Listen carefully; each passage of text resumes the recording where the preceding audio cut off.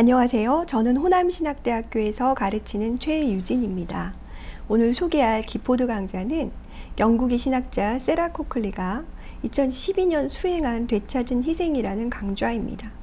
오늘 강의의 목차를 잠시 소개해드리자면 코클리가 희생이라는 주제로 여성 신학자들과 어떤 대화를 나눴는지, 또한 그녀가 자신의 신학이라고 명명한 포괄적 신학을 말씀드린 후에 코클리 강좌의 세 가지 주제, 환원적, 무작위적 진화 개념을 비판한 것, 또한 마틴 노박의 개임 이론에 대해서, 그리고 마지막으로 협력, 이타심, 희생의 진화, 진화의 목적에 대해 말씀드리고 결론을 맺겠습니다.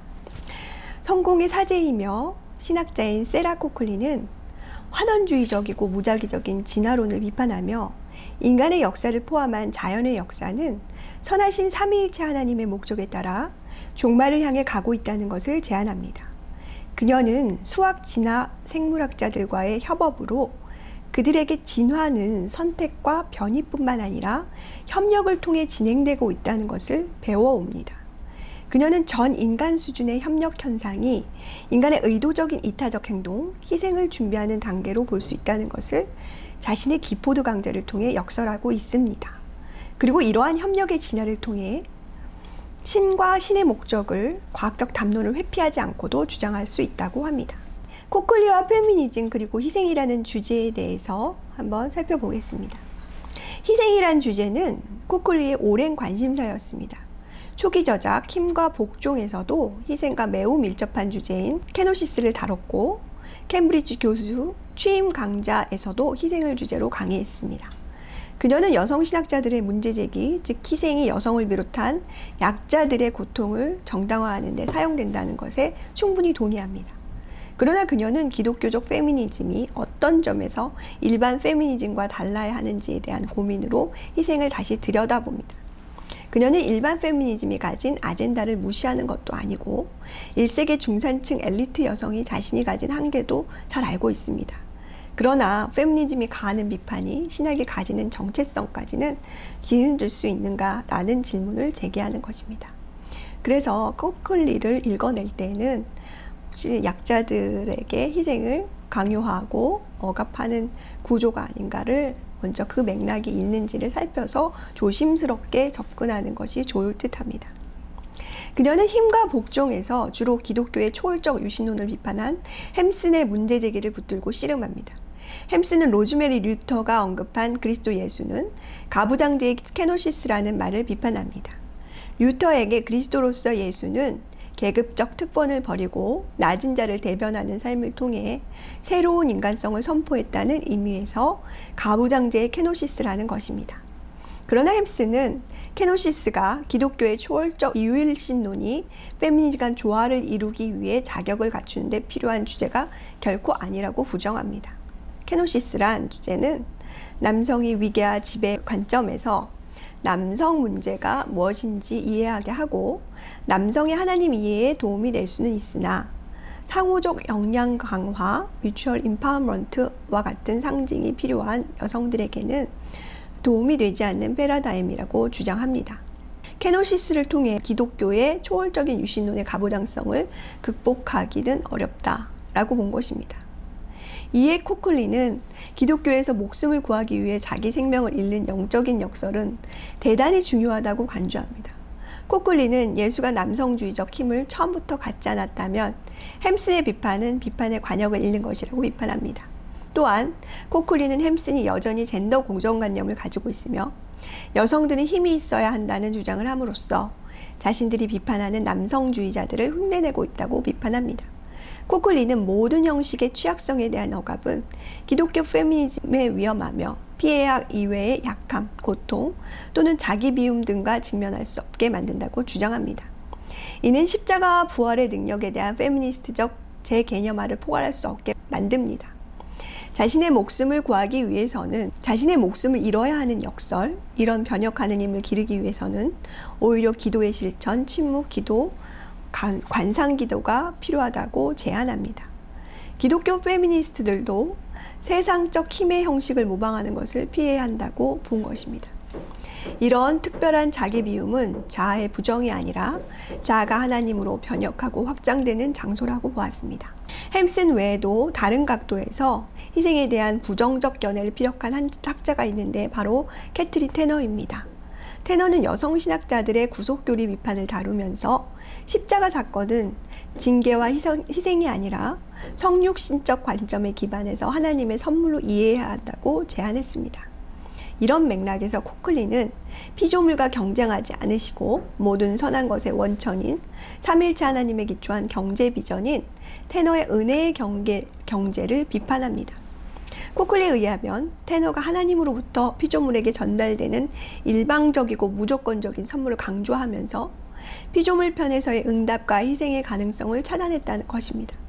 하나님의 창조와 구원의 목적은 그들로 하여금 어떤 생산적인 행위를 떠맡게 하기 위해서도 그들로부터 어떤 것이 필요해서도 아니라고 주장합니다.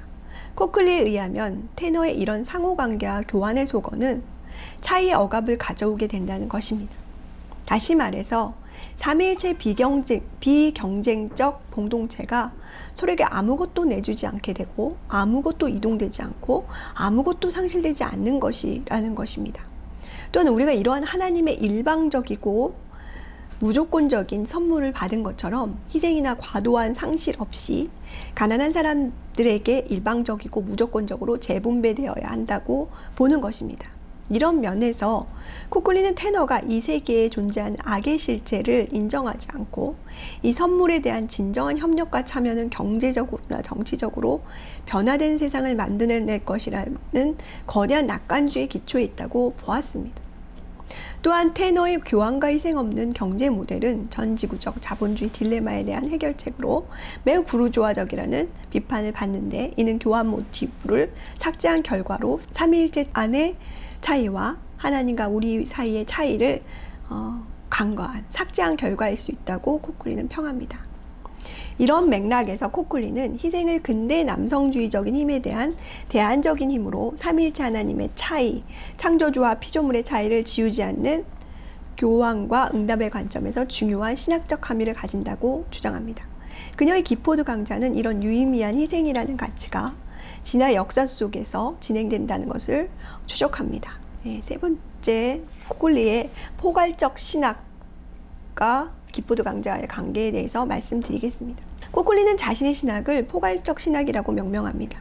포괄적 신학은 프랑스 아나락파의 전체사 개념과 느슨하게 연결되어 있다고 밝힙니다. 아나락파는 엘리트 중심적인 역사적 인물들을 선정하여 정치사 중심의 기술을 추구한 기성의 역상풍의 대안으로 사회의 역사적 기술을 함으로써 민중의 삶과 의식을 역사 속에 포함하는 전체사를 추구하는 학풍입니다.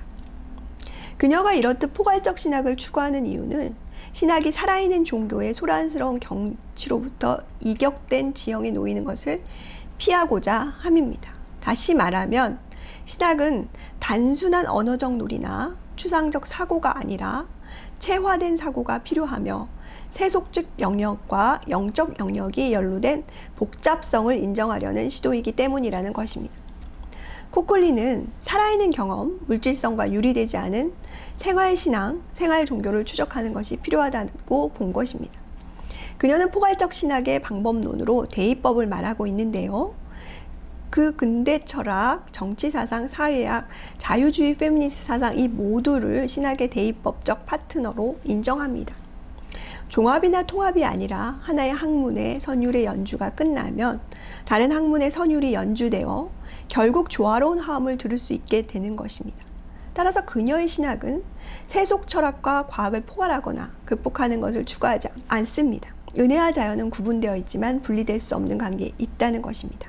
그래서 코클리에게 신학의 이성은 깊은 수준에서는 계시와 은혜와의 지속적인 대입법의 관계에 있어서 계시와 은혜에 의해 지속적으로 변화되는 한편, 다른 수준에서는 세속 철학과 과학과의 대화 관계에 있습니다. 왜냐하면 신학의 이성은 그분이 불고 싶은 대로 부는 성령에 의해 변화될 수 있다는 것에 열려 있으므로 어떤 것을 통해서도 배울 필요가 있다는 가능성을 배제할 수 없기 때문입니다.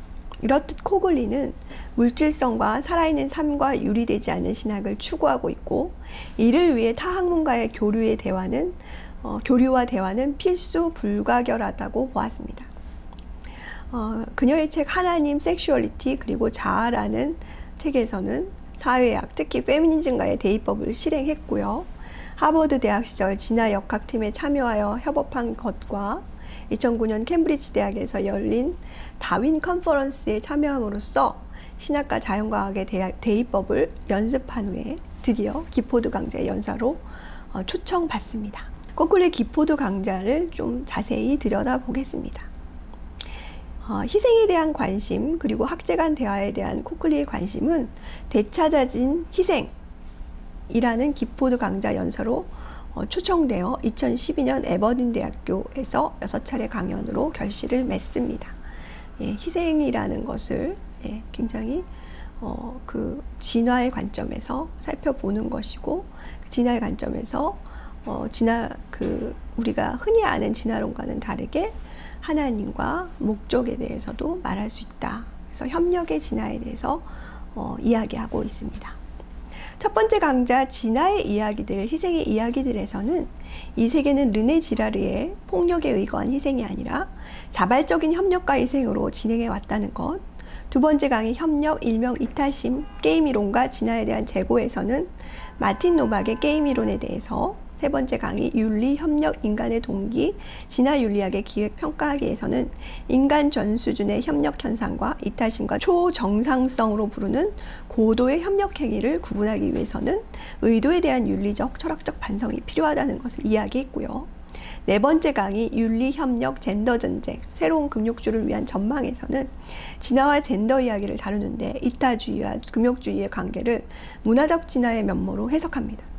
바르게 이해되는 희생은 생산적이고 변혁적일 수 있고, 협력하는 사회는 인간 진화의 관점에서 번성하는 사회라는 결론을 맺습니다. 다섯 번째 강의 재검토된 목적론, 신존재에 대한 새로운 윤리 목적론적 주장에서는 협력 진화 현상에서 근대적 의미에서가 아니라 자연 내재적인 관점에서의 목적론을 이야기했고요. 마지막 강의 자연신학 다시 생각하기에서는요, 자연신학의 6가지 특징을 기술하면서 모든 강좌를 마칩니다. 이 시간에는 모든 것을 살펴볼 수가 없어서 다음에 3가지 관점으로 코클리의 강좌를 분석하려고 합니다. 첫 번째, 환원적 무작위적 진화 개념을 비판한 것입니다. 코클리는 다윈의 진화론이 신다윈주의 이후에 왜곡되었다는 것을 비판합니다. 신다윈주의란 자연선택 이론을 유전 법칙을 통해 설명한 이론으로, 개체 수준에서의 이타적 행동이 유전자 수준에서 보면 자기 복제를 위한 행동임을 보여주었습니다. 신다윈주의 이론은 한편으로는 환원주의적 물리적 결정론을, 다른 한편으로는 불규칙한 존재론적 무작위성을 촉진시켰습니다. 이들은 모두 진화 과정의 섭리적, 신적 인도에 대해 믿음에 적대적입니다. 코클리는 진화적 협력이라는 현상을 수학적으로, 통계적으로, 확률적으로 이해한다면 이런 과학적 환원주의의 오류를 넘어서 과학과 철학, 윤리학, 신학의 협업으로 생명 현상을 새롭게 바라볼 수 있다는 것을 주장합니다.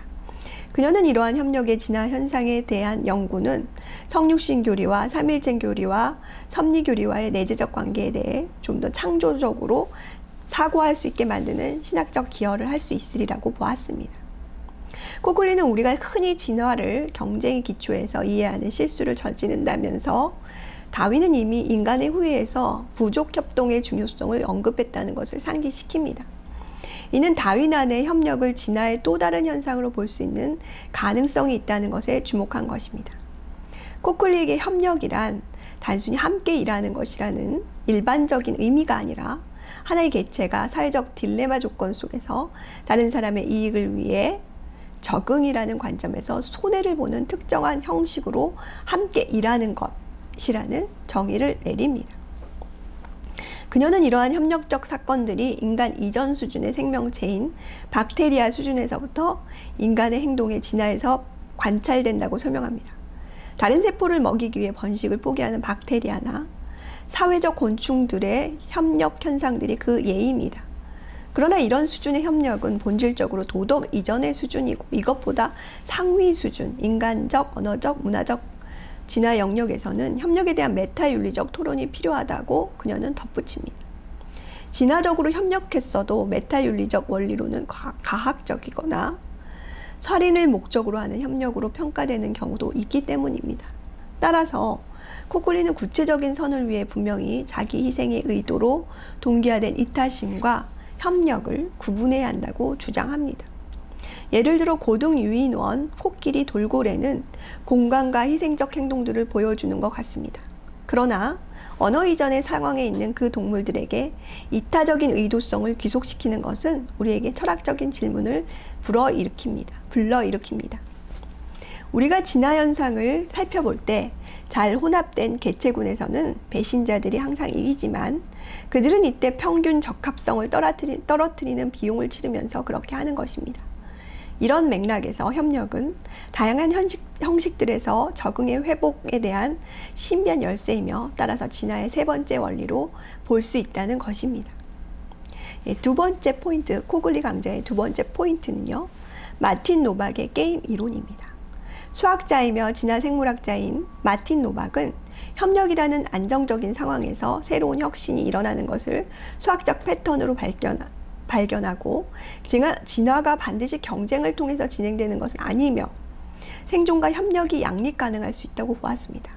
그는 컴퓨터 프로그램을 통해 협력이 유지되고 변성될 수 있는 조건들을 추적해서 협력을 위한 5가지 메커니즘을 보여줍니다. 그는 진화의 메커니즘을 추적하기 위해 죄수의 딜레마라는 게임 이론을 도입하는데요.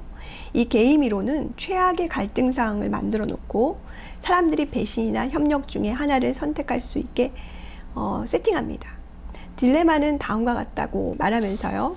죄수의 딜레마 보수행렬표를 제가 PPT에 그려 놓았는데요. 그러니까 결국 두 사람이 죄수가 공범이 있는데요. 각각 다른 그 방에서 신문을 받습니다. 그래서 서로 묵인해 주는 거, 서로 협력해 주면은 징계를 좀 덜 받고 서로 배신을 하면 오히려 더 받는 이런 수준이 된다는 거예요. 그래서 가장 좋은 그 선택은 서로 협력하는 것이다. 그런 얘기를 하고 있거든요. 노박은 이런 죄수의 딜레마가 세포 수준에서부터 유기체까지의 진화 속에서의 협력 행위를 설명해주는 길잡이가 될 수 있다고 보았습니다. 협력자는 배신자에 비해 생존할 확률이 낮기 때문에 협력자가 멸종될 때까지 자연은 배신자의 수를 늘리는 선택을 합니다. 그러나 협력자들로만 구성된 사회가 배신자들로 구성된 사회보다 적합도가 높습니다. 따라서 진화는 협력 진화의 메커니즘을 발달시켜 온 것입니다. 이런 맥락에서 노박은 선택과 변이와 더불어 협력이 진화의 세 번째 원리라고 제안합니다. 그리고 죄수의 딜레마에 대한 컴퓨터 프로그램 수학 실험을 통해 협력을 낳는 5가지 메커니즘을 찾습니다. 그 5가지 메커니즘은 다음과 같습니다. 첫 번째는 혈연 선택입니다. 동일한 유전자를 지니고 있는 친척들의 이익을 위해 한 개체가 비용을 치르는 것을 말합니다. 윌리엄 해밀턴은 물에 빠진 사람을 구하는 행동을 할 때 물에 빠진 사람과 건져줄 사람 사이의 근친도 개수가 이 행동을 위해 얻는 이익을 이 행동을 위한 비용으로 나눈 것보다 클 경우 협력을 위한 유전자가 진화할 수 있다는 법칙을 수학적으로 정의했습니다. 이거를 해밀턴 이론 포괄적합도라고 하는데요. 그러니까 서로 그 유전자를 많이 공유하는 근친도 개수가 높으면 높을수록 희생할 수 있다는 것이죠. 두 번째는 직접 상호성이라는 것입니다. 혈연 관계는 아니지만 자주 만나는 사람들끼리는 협력 행동을 할 수 있다는 거죠. 내가 너의 등을 긁어주면 나는 내가 보답으로 나의 등을 긁어주길 기대한다라는 식입니다. 밤 사냥 동안 먹이를 찾지 못한 동료를 위해 자신이 빨아온 피를 토해 동료에게 나누는 흡혈박쥐가 그 예의입니다. 세 번째는 간접 상호성 또는 평판의 힘으로 부를 수 있는데요. 직접 상호성은 배신이 힘들게 자주 마주칠 수 있는 작은 마을에서 작동하는 방법이지만 좀 더 크고 복잡한 사회에서는 배신할 수 있잖아요. 그렇지만 협력하면 당장은 손해지만 결국은 협력하는 그 개체는 계속 좋은 평판을 쌓게 되어서 장기적으로는 오히려 이익이 되는 방법을 말하는 것입니다. 네 번째는 네트워크 상호성인데요. 노박은 플레이어들이 마주칠 확률을 무작위로 설정하여 잘 섞인 상태가 아니라 어떤 위치에 있느냐에 따라 다른 선택을 할 수 있는지를 추적하는 컴퓨터 프로그램을 개발합니다. 공간 구조에 따라 협력이 풍부하게 발생할 가능성을 열어준다는 것이고요. 이런 협력 현상의 지리적인 요인을 도입한 것입니다. 다섯 번째는 집단 선택입니다. 다윈은 이미 인간의 유래라는 책에서 협동하는 부족이 그렇지 않은 부족보다 번창한다는 것을 주장하며 집단 선택 이론을 예고했습니다. 집단 선택은 최근의 다수준 선택이라는 이론으로 더 설득력 있는 주장을 펼칩니다. 선택은 두 가지 수준에서 나타납니다. 배신자들은 집단 내에서는 승자가 되지만 집단이라는 수준에서 보면 협력자들의 집단이 배신자들의 집단을 압도하게 된다는 것입니다. 협력이 항상 협력적인 개체들을 이롭게 하는 것은 아니지만 협력이 등장한 집단들은 완전히 이기적인 행위만으로 이루어진 집단들에 비해서 보다 꿋꿋하게 버틴다는 것을 관찰할 수 있다는 것입니다. 노박은 과거의 진화에는 오직 두 개의 원칙, 즉 변이와 선택만 있었는데 유전적 다양성을 일으키는 변이와 주어진 환경에 가장 적합한 개체들을 솎아내는 선택이 그것이라는 것입니다. 그러나 진화의 창조적인 측면을 이해하기 위해서는 우리는 이제 협력이 제3의 원칙이 되어야 한다는 점을 받아들여야 한다고 역설합니다. 노박에 의하면 진화의 건설적인 면, 즉 유전자에서 유기체 언어, 복잡한 사회적 행동에 이르는 것들이 협력에서 창발한다는 것입니다. 세 번째, 협력, 이타심, 희생의 진화, 진화의 목적에 대해서 말씀드리겠습니다. 코클리는 전 인간 수준의 협력 행위가 의도를 갖춘 이타심과 희생의 수준으로 진화된다는 것과 그 진화 과정의 배경에는 신이 있다는 목적론적 세계관을 대담하게 주장합니다. 근대 이후 아리스토텔레스적 목적론이나 그에 기반한 스콜라적 철학에서 말하는 목적론은 자연현상을 설명하기 위해서 불필요한 외재적 존재를 상정해야 한다는 이유로 많은 사람들에게 배척되었습니다. 코클리는 진화와 하나님의 섭리에 관한 현재의 논쟁에 대한 만족스럽지 않은 선택들 세 가지를 소개합니다. 첫째는 교조적인 과학적 무신론입니다. 코클리는 과학적 무신론이 진화에 대한 경험적 증거들을 넘어서 있기 때문에 환원주의에 대한 설득력 있는 설명을 내놓지 못한다고 보았습니다. 둘째는 지적 설계론입니다. 이것은 첫 번째 선택과 반대되는 것으로 하나님을 가끔씩 특별한 행동을 하는 분으로 가정하는 경향이 있습니다. 이 선택은 신학적으로 받아들여질 수 없는 것은 아닐지라도 과학적으로 문제가 있고 취약하다는 것이 입증되었다고 보았습니다. 세 번째는 경쟁하지 않는 입장인데요. 이 입장은 코클리 입장과 가장 유사한 입장이라고 코클리가 말합니다. 그렇지만 코클리 입장과는 달리 이 세 번째 입장은 게으른 입장이라는 별명을 붙여줍니다. 이 세 가지 지적 설계론, 교조적인 과학적 무신론, 게으른 입장, 이 세 가지는 세 가지 점으로 지적 신뢰성을 약화시켰는데요. 그 세 가지는 뭐냐면 과학과 신학의 경계를 해석학적으로 봉쇄하는 것. 서로 이제 교류를 안 하는 거죠. 두 번째는 이 분리가 다시 교회와 국가의 구분을 강화시키는 것. 셋째가 종교적 신념은 설명 가능하거나 주장 가능한 것이 아니라 개인적 감정적이라는 가정을 강화시킨다는 것입니다. 이 세 가지 방식으로 지적 신뢰성을 약화시켰다는 것이지요. 그러나 코클리는 이런 세 가지 입장을 넘어서서 진화의 목적을 화해시키는 시도를 하는데요. 세 번째 게으른 경쟁하지 않은 입장과 비슷하나 과학에 대해 신학이 선의 경쟁을 도모하며 자신의 진리 주장을 설득력 있게 해내는 과제를 해내야 한다고 피력합니다. 그녀는 자신도 또한 과학적 역량이 부족하게 훈련되었으며 과학의 중요성을 알지 못한 채 도구마적 잠을 자고 있었다고 고백하기도 합니다.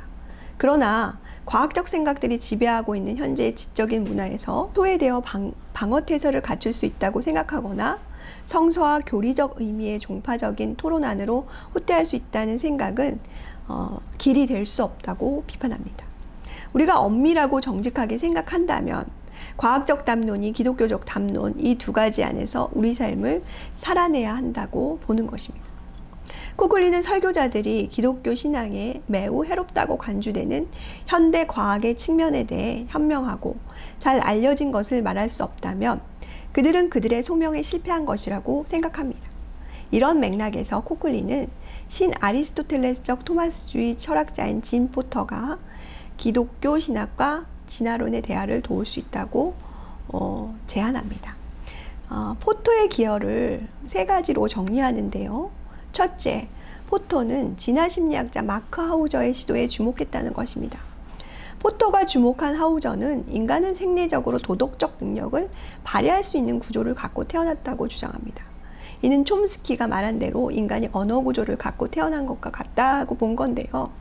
하우저는 이를 입증하기 위해 트롤리 실험을 진행합니다. 트롤리가 이제 기차의 객차잖아요.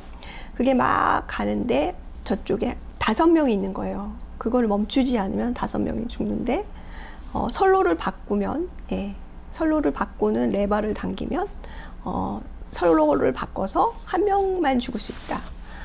당신은 어떻게 할 것인가? 이렇게 설문조사를 물어봅니다. 이게 첫 번째 시나리오고요. 두 번째 시나리오는 5명을 살리는 거는 같아요. 그런데 그때는 이제 그 레버가 아니라 다리 위에서 이 객차가 사람들을 이렇게 치는 장면을 목격하고 있는 거예요. 설문의 해당자가. 그런데 뚱뚱한 사람이 1명 있어요. 그 사람을 집어 던져서 그 객차를 멈추면 5명이 산다는 거죠. 결국 공리주의적으로 5명이 사는 건 똑같은데요. 근데 레버를 당기느냐 아니면 정말 사람을 던져서 직접 살인을 저지르느냐, 요 차이인데, 두 번째 시나리오에 대한 사람들의 반응은 노였습니다. 첫 번째는 그럴 수 있다고 봤지만 두 번째는 자신이 직접 살인을 할 수는 없다고 말한 거죠. 생각한 거죠. 대부분의 사람들은 첫 번째 경우는 동의했으나 두 번째는 하지 않았다는 것입니다. 하우저는 이것이 인간에게 생리적인 도덕적 문법이 있음을 말해주는 것이라고 보았습니다. 똑같은 선한 결과를 얘기하고 있지만 우리에게 있는 보편적인 도덕성이 의도적인 직접적인 살인은 허용하지 않는다는 주장입니다. 코클리에 의하면 포터는 이러한 하우저의 가설과 진화론적 협력과 이타심의 보편성에 대한 노박의 수학적 설명에 응답하면서 이런 발견들을 더 깊이 있게 성찰하기 위해 메타윤리적 설명이 필요하다고 주장합니다. 둘째, 포터는 자연주의적 오류에 대한 휴음과 G.E. 무어 등의 근대적 비판에 저항하여 스콜라적 자연법 이론을 복원시키고자 합니다. 스콜라적 자연법이 비판받는 이유는 기술적인 것, 자연적인 것이죠. 없이 바로 규범적인 것, 좋은 것 또는 옳은 것, 이것으로 이렇게 넘어가는 것에 있었거든요. 이걸 이제 근대 그 철학자들이 받아들일 수가 없었어요. 기술적인 것, 자연적인 것과 규범적인 것을 나눠야 된다고 본 거죠.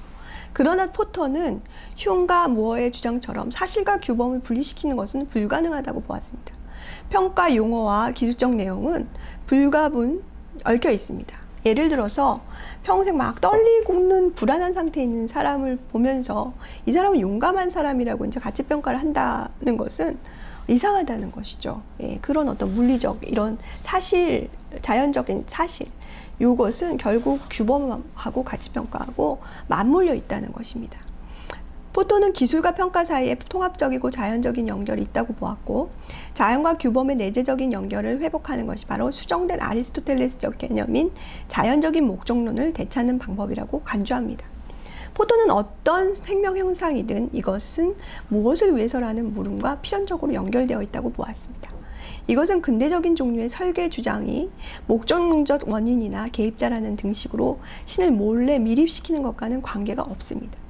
근대에서 말하는 목적이란 각 생물의 기관과 기능이 특별한 목적에 봉사하기 위해 설정된 방식으로 외적인 자기인 신에 의해 디자인되었다고 생각했습니다.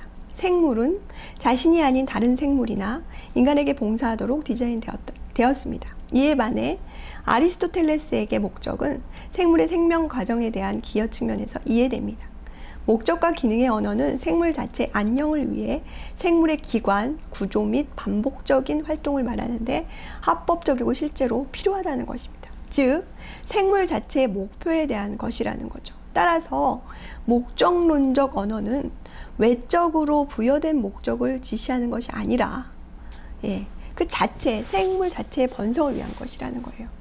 눈은 보는 것을 의미한다는 관찰은 눈의 물리적 메커니즘이 전능한 설계자라는 장치를 반영하는 방식에 대한 이야기를 전제하지 않습니다. 우리가 눈을 정말을 보면서 전능한 설계자를 보게 한다. 이게 아니라 오히려 눈의 역할이 보는 기관을 제공하는 수단으로 생물의 전체적인 복지를 진작시키는 것에 관한 직접적인 설명을 전제한다는 것입니다. 코클리는 포토를 경위하여 우리는 단순히 진화협력의 결과가 무엇인지 묻는 대신 그들이 가져오는 번성에 대해 묻는다고 보았습니다. 포토를 통해 협력과 이타심의 현대적 증거를 자연법적 메타윤리의 더 큰 틀에 수용할 수 있다는 것입니다. 적어도 의도적이지 않지만 집단의 번성을 향상시키는 수준에 적합한 협력이 더 풍부하고 복잡한 형태의 의도와 목적을 자연스럽게 추가하는 정도까지, 그리고 마침내 더 발전된 목표와 목적이 자연스럽게 주어진 것으로 보일 수 있는 인간의 번영에 대한 설명으로 어떻게 단계적으로 진행될 수 있는지를 설명할 수 있는 것 같아 보인다는 것입니다. 세 번째는 짐 포터가 기독교 신학과 진화론의 대화에 기여한 것은 포터의 비전이 인간에 대한 토마스주의적 신학적 비전을 지녔으며 이 비전은 인간을 자연과의 연속성 안에서 이해한다는 점입니다. 인간의 역할은 각 피조물에게 주어진 역할처럼 섭리로 부여되어 인간을 위한 특별한 신적 목적에 참여하는 것입니다. 이를 통해 우리는 신 아리스토텔레스적 비전이 협력과 이타심의 진화 패턴을 설명할 수 있을 방법뿐만 아니라 수학적으로 질서지어진 설명을 쉽게 수용할 수 있는지 쉽게 알 수 있다는 것입니다. 따라서 진화적 이타주의는 그것에 적합한 완성으로 이끌리는데요. 그것은 잘못 놓이는 것이 아니라 성취되는 것이라는 것입니다. 결과적으로 코클리는 자연세계의 협력 현상을 탐구하는 것은 섭리에 대한 성찰에 도움이 된다는 것입니다. 그녀의 포괄적 신학의 특징인 과학과 신학 양쪽의 협공작전의 중요성을 제안하면서 진화의 협력적 경향은 높은 수준의 이타심과 성인 수준의 자기헌신에 대한 선택 과정에서 자연적 준비를 제안한다고 말합니다. 종교편에서 신학의 눈은 협력 현상을 삼일체와 성육신 효과의 정확한 지시로 식별합니다. 과학의 편에서는 협력 현상은 진화의 추진에 심겨진 것으로 봅니다. 이것은 맹위를 떨치는 자연에 대한 의미 깊은 수정을 제공하고 진화의 경향에는 개인주의 또는 고립주의에 반하는 경향이 있다는 것을 알려줍니다. 다윈주의가 적대적인 경쟁 또는 개인주의를 아울 수 있다는 두려움은 수정될 수 있습니다. 진화는 협력, 자기희생, 용서를 선호합니다. 그것은 마크 하우저가 주장하듯이 가장 기본적인 인간 윤리적 감정을 선호합니다.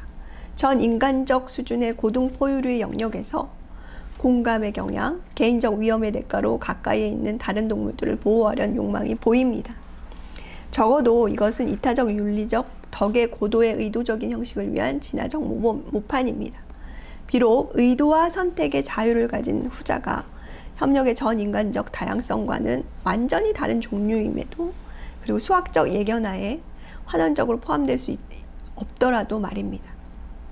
또한 철학적이거나 신학적 측면에서는 이 동일한 현상은 신존재를 위한 도덕적 목적론적 주장의 새로운 형식의 가능성을 제안할 수 있습니다. 연역적인 의미에서의 증명이 아니고 성육신적이고 삼일체적인 하나님, 공간과 고통의 친밀한 연루의 하나님에 대한 축적적인 고려사항들의 세트 안에 하나의 구성 요소일 수 있습니다. 이런 의미에서 과학과 종교에 대한 비경쟁적 관점은 수정되고 풍부해질 뿐만 아니라 진화와 과학의 양면인 그들의 관계에 대한 그들의 이해에서 의미심장하게 구분될 수 있습니다. 불가지론적이거나 무신론적 진화 생물학자는 지속적으로 신적 섭리의 존재에 대한 형이상학적 사변의 필요성에 대해 질문할 것입니다. 그러나 예전처럼 과학적 증거들과 그것에 대한 의미를 융합시키는 것이 아니라 다리 놓는 이론적 능력에 대한 설명이 될 것입니다. 신학적 측면에서는 이 발전이 나타내는 큰 발전은 계몽주의 이래 과학 종교 논쟁을 그렇게 지배하고 있었던 이 신론적 하나님에 대한 것이라기보다는 성육신과 삼일체 교리에 주어진 내재적이고 직접적인 주목에 놓여 있다는 것을 보여줍니다. 마지막으로 간단하게 결론을 좀 살펴보려고 합니다. 지금까지 코클리의 기포드 강리를 분석해 보았는데요. 그 코클리 강의의 배경과 강좌의 3가지 주제를 분석했습니다. 이 코클리의 기여는 데이비드 크리천이 시작한 학문 분야 빅히스토리 관점에서 살펴보면 보다 더 선명하게 드러날 수 있다고 생각합니다. 빅히스토리는 기존의 인간 중심적인 사관에서 벗어나 인류 이전의 모든 생명체를 포괄하는 우주와 생명의 역사, 즉 생명의 전체 역사를 다루는 학문입니다.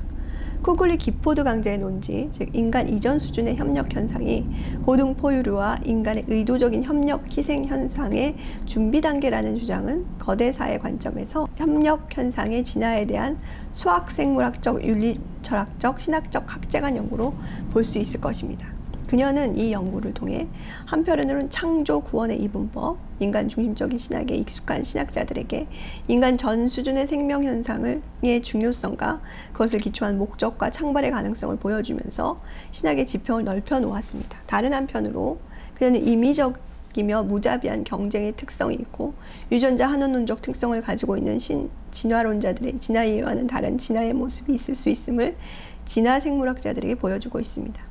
이와 더불어 페일리식의 외재적인 목적이 아닌 생물 자체의 번성을 위한 목적이 자연 세계 안에 있다는 수정된 목적론을 주장하면서 이런 목적론에 관한 신학적 주제가 윤리철학적인 우회로와 검증을 통해 하겠지만 생물 진화론자들과 대화할 여지를 줄 수 있는 것이 아니냐고 주장하고 있는 것입니다. 이런 관점에서 코클리의 기포드 강자는 신학과 과학의 비판적인 대화를 견인했다고 생각합니다. 지금까지 들어주셔서 감사합니다.